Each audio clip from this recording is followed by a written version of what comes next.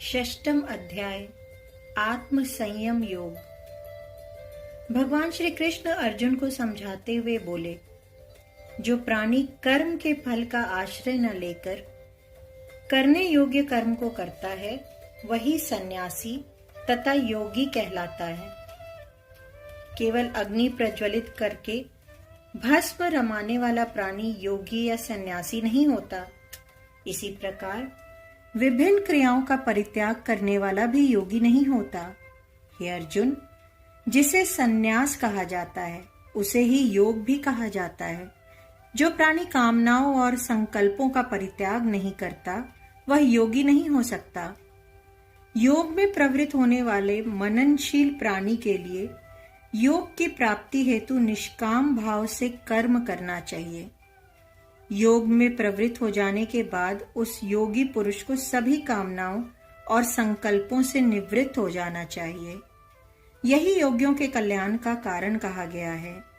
जिस काल में कोई प्राणी इंद्रियों के विषय भोगों तथा कर्मों के फल के प्रति अनासक्त रहता है और साथ ही वह सभी प्रकार की कामनाओं और संकल्पों से भी विमुक्त रहता है, हे अर्जुन, प्राणी को यह मानव शरीर प्रभु की कृपा से इसलिए प्राप्त हुआ है ताकि वह सुकर्म करके इस संसार सागर से अपना उद्धार कर सके।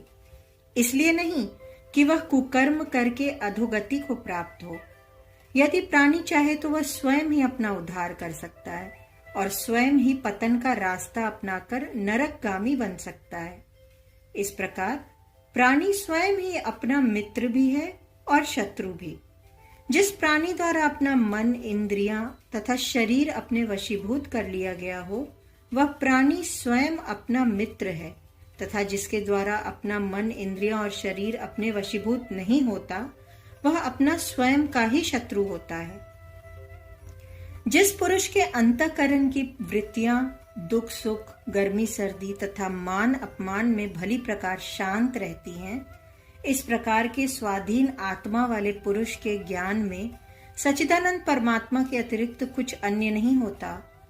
इसी प्रकार जिस पुरुष का अंतःकरण ज्ञान विज्ञान से तृप्त है, जिसकी स्थिति विकार रहित है, जिसकी इंद्रियां भली प्रकार उसके वशीभूत हैं तथा जिसके लिए मिट्टी, पत्थर और स्वर्ण एक समान है, वह योगी भगवत प्राप्त होता है।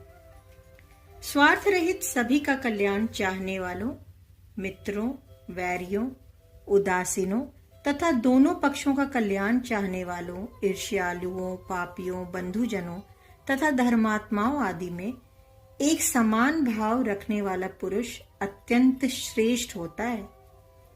मन, इंद्रियां तथा शरीर को वश में रखने वाले, कामना रहित तथा संग्रह न करने वाले योगी पुरुष को अकेले ही एकांत स्थान पर स्थित होकर आत्मा को निरंतर परमात्मा के ध्यान में लगाना चाहिए। शुद्ध भूमि पर जिसके ऊपर क्रमशः कुशा, मृगछाला तथा वस्त्र बिछे हुए हों, जो न तो अधिक ऊंचा हो और न ही अधिक नीचा हो, एक ऐसा आसन स्थापित करें।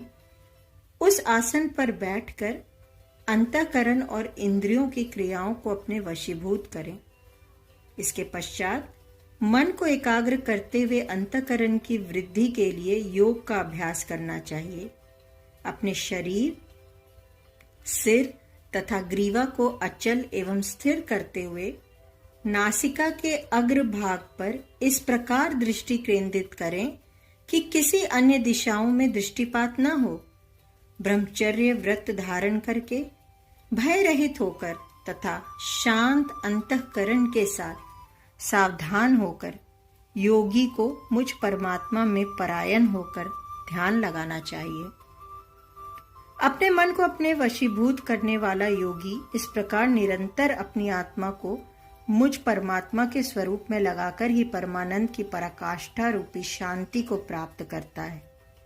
हे अर्जुन, यह योग न तो बहुत अधिक खाने वाले का है, न ही बिल्कुल त्याग करने वाले का, न बहुत अधिक शयन करने वाले का और न ही बिल्कुल अधिक जागृत रहने वाले का ही सिद्ध होता है। यह योग संसार के समस्त रोग शोक का नाश करने वाला है तथा यह यथा योग्य आहार विहार करने वालों का कर्मों में यथा योग्य चेष्टा करने वाले का और यथा योग्य शयन करने एवं जागने वाले का ही सिद्ध होता है। जिस समय पूर्ण रूप से वशीभूत हुआ मन भली भांति परमात्मा में लीन हो जाता है, उसी समय संपूर्ण भोगों से मुक्त हुआ पुरुष योग से मुक्त हो जाता है।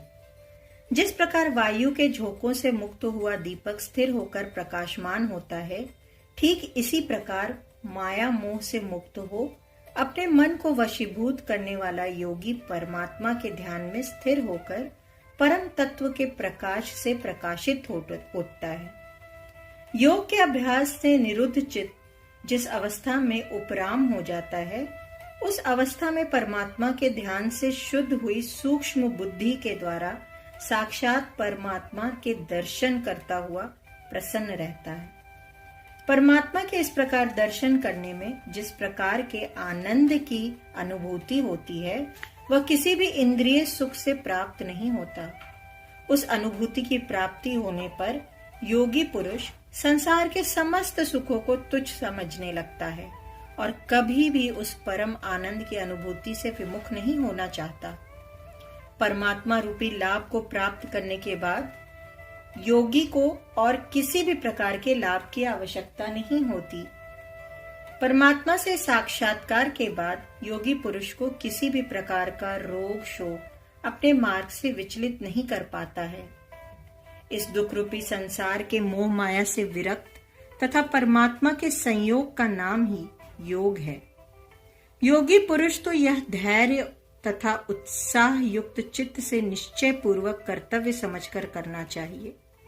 प्राणी को चाहिए कि वह संकल्प से उत्पन्न होने वाली संपूर्ण कामनाओं को त्याग कर और मन के द्वारा इंद्रियों के समूह को सभी प्रकार से वशीभूत करके धीरे धीरे अभ्यास के द्वारा उपरति को प्राप्त करे और धैर्य युक्त बुद्धि के द्वारा मन को परमात्मा में स्थिर करके परमात्मा के अतिरिक्त और कुछ भी चिंतन मनन न करे।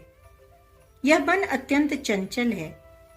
यह जिस जिस विषय की ओर आकर्षित होता है, इसे उस ओर से हटाकर केवल परमात्मा में ही निरुद्ध करना चाहिए।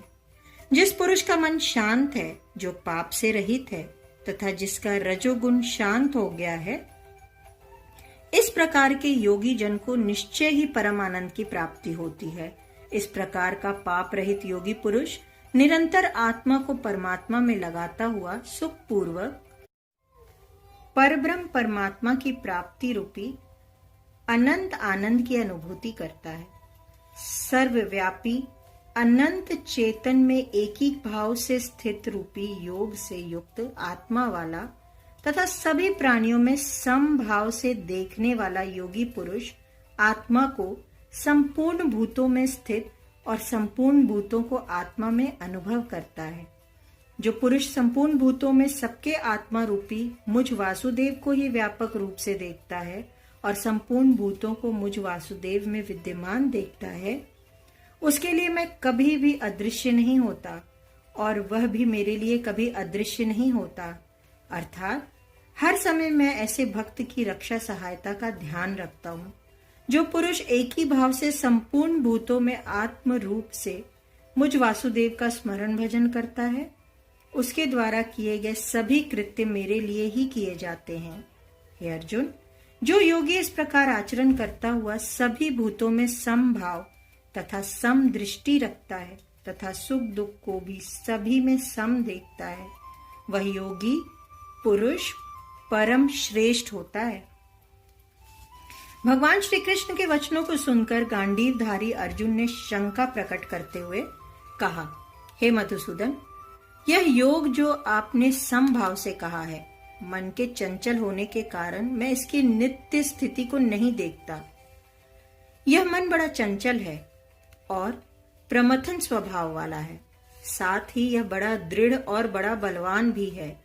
अतएव इसे वश में करने को मैं वायु को वशीभूत करने के समान दुष्कर समझता हूं। अर्जुन की शंका का समाधान करते हुए श्री कृष्ण बोले, हे महाबाहु, मन निसंदेह बड़ा चंचल और कठिनता से वशीभूत होने वाला है, परंतु हे कुंती पुत्र, यह अभ्यास और वैराग्य के द्वारा ही वशीभूत हो सकता है। जो पुरुष मन को अपने वश में नहीं कर सकता, उसके लिए योग साधना असंभव है, किंतु मन को वश में करने वाले प्रयत्नशील पुरुष के लिए योग साधना बड़ी सहज है। भगवान श्री कृष्ण के इस प्रकार के वचन सुनकर अर्जुन बोला, हे कृष्ण, जो प्राणी योग में श्रद्धा रखने वाला है किंतु संयमी नहीं है, इस कारण जिसका मन अंतकाल में योग से विचलित हो गया है, इस प्रकार का साधक योग की सिद्धि को प्राप्त न होकर किस गति को प्राप्त होता है? क्या वह साधक योग सिद्ध के मार्ग से भ्रमित होकर और आश्रय रहित हो छिन्न भिन्न बादल की तरह दोनों ओर से भ्रष्ट होकर नष्ट तो नहीं हो जाता? प्रभु, आप ही मेरी शंका का समाधान कर सकते हैं। इसके अतिरिक्त मेरी शंका का समाधान करने वाला कोई अन्य मिलना संभव ही नहीं है। अतएव कृपा करके आप मेरी इस शंका का समाधान करें। अर्जुन की शंका का समाधान करते हुए श्री कृष्ण बोले, हे पार्थ, योग में श्रद्धा रखने वाले किंतु अंत काल में योग से विचलित होने वाले पुरुष का न तो इहलोक में और न ही परलोक में क्षय होता है।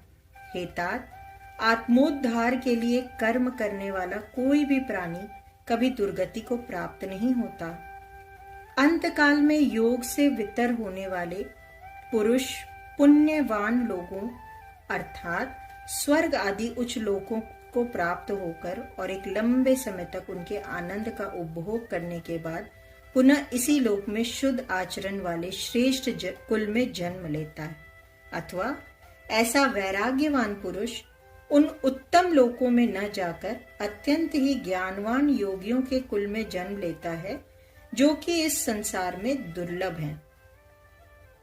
योग से विरत हुआ ऐसा पुरुष अपने पूर्व जन्म में किए गए बुद्धि संयोग को अनायास ही प्राप्त कर लेता है। हे कुरुनंदन, उस जन्म के सत्कर्मों के प्रभाव से वह पुनः परमात्मा की प्राप्ति रूपी सिद्धि के लिए पहले ही बढ़कर प्रयत्न करता है। वह उत्तम कुल में जन्म लेने वाला पराधीन हुआ भी उस पूर्व जन्म के अभ्यास से ही निसंदेह आत्मा की ओर आकर्षित होता है तथा समबुद्धि रूपी योग का जिज्ञासु भी वेदों में कहे हुए सकाम कर्मों के फल का उल्लंघन कर जाता है। इसके विपरीत प्रयत्न पूर्वक अभ्यास करने वाला योगी पिछले अनेक जन्मों के संसार के बल से इसी जन्म में सिद्ध प्राप्त करके और संपूर्ण पापों से रहित होकर तत्काल ही परम गति को प्राप्त होता है। हे अर्जुन, योगी तपस्वियों से श्रेष्ठ हैं, शास्त्र ज्ञानियों से भी श्रेष्ठ हैं और कर्म करके फल की इच्छा रखने वालों से योगी अत्यंत श्रेष्ठ हैं। अतः तुम भी योगी ही बनो। सभी योगियों में जो श्रद्धावान योगी मुझ परमात्मा को अंतरात्मा की गहराइयों से भजता है, वह योगी परम श्रेष्ठ है और मुझे अत्यंत प्रिय है। इति श्रीमद् भगवद गीता रूपी उपनिषद एवं ब्रह्म विद्या तथा योग शास्त्र विषय श्री कृष्ण और अर्जुन के संवाद में आत्म संयोग नामक 6ठा अध्याय। आइए गीता के इस 6ठे अध्याय के महात्म्य को भावार्थ में समझने की कोशिश करते हैं। मनुष्य कर्म किए बिना नहीं रह सकता, चाहे वह ज्ञानी हो या अज्ञानी। तत्परता से अपने कर्तव्य का पालन करना चाहिए। सेवा धर्म में क्रिया की अपेक्षा भाव की प्रधानता है। अपनी वेशभूषा और आचार का त्याग कर देने से जाति का नाश हो जाता है। प्राणी मात्र का हित चिंतन करना हमारा कर्तव्य है। सुधार करना है तो अपना सुधार करने में लग जाना चाहिए। विपत्ति में हार तभी तक हो रह सकती है जब तक मनुष्य उससे डरता है। जो सेवा लेना चाहता है और करना नहीं चाहता, उसे मंदभागी समझो। मनुष्य अभिमान छोड़ दे तो दुनिया भर को अपने पक्ष में ला सकता है। वेदादि धर्म शास्त्र एवं संस्कृत भाषा की रक्षा से ही हिंदू धर्म की रक्षा संभव है। जो शूद्र स्वार्थ के लिए दूसरों का अनिष्ट कर बैठे, वह निंदा का पात्र है। यथार्थ सत्संग होने पर परमात्मा में मन न लगे, यह संभव नहीं। दम, त्याग और अप्रमाद, इन 3 गुणों में अमृत का वास है। भीगे पैर भोजन करने वाला मनुष्य 100 वर्षों तक जीवन धारण करता है। जय श्री कृष्ण।